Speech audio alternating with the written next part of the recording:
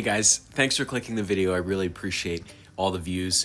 I am going to be talking about my time spent in Arizona and why you probably should too, especially if you're pursuing pro golf or you just like golf in general. You want to get out of the cold. Now I'm here for over a month. I've been here before, but this is the first time in a few years that I've been back, and it's very similar.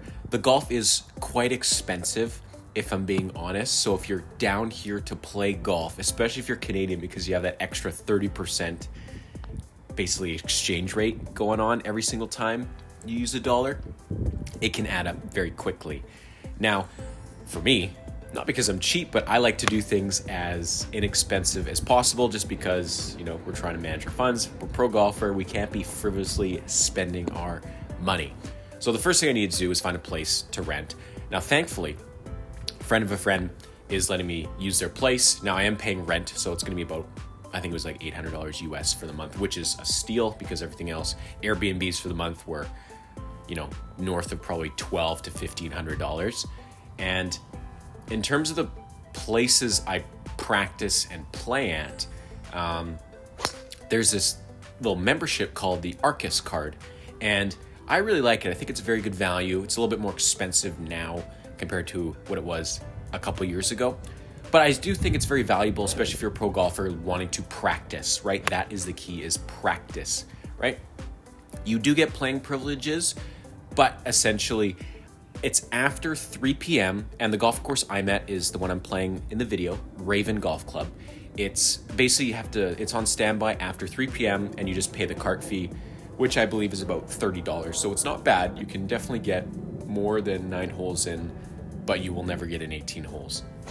The thing I primarily use it for is the unlimited range balls.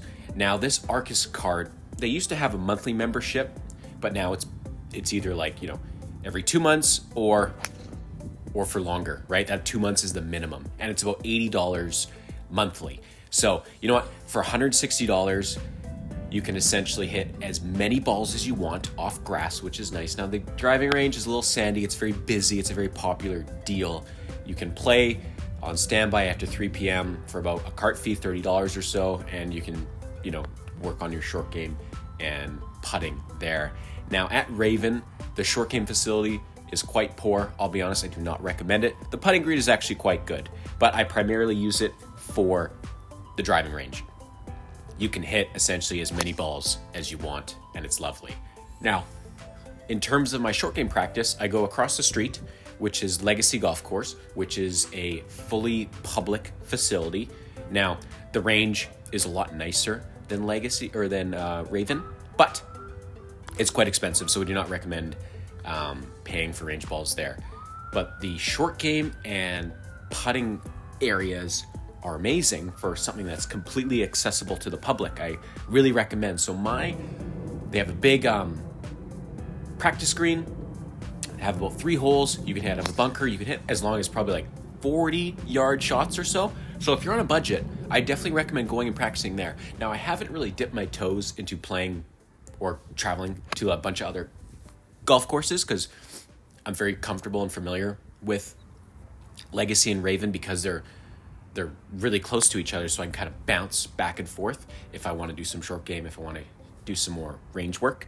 So I do like that. I love how they're close. Now, it's kind of like southern Phoenix area. I don't know if it's still technically Phoenix, but it's just off Baseline Road. A lot of stuff there, a lot of food nearby. So if you do need lunch, you can go there after a long practice day. But that's kind of what I do here. Every day is the same. Every day is basically wake up, eat breakfast, go practice, and then go to sleep and repeat.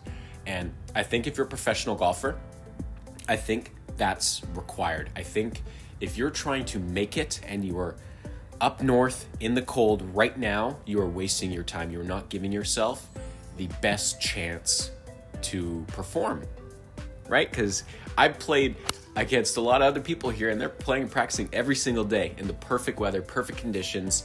They're preparing for the upcoming season in a way you cannot back home.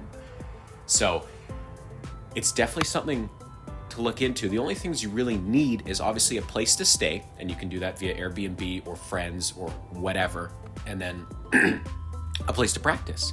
So like I said, Raven Legacy, so you can do this quite cheap. I think this whole month, minus like food costs and stuff like that, isn't gonna cost me too much, about $800 US for the rent, and then about another $160 for the golf. So we're under $1,000, right? Now if you wanna play, add about $30 to that every single time.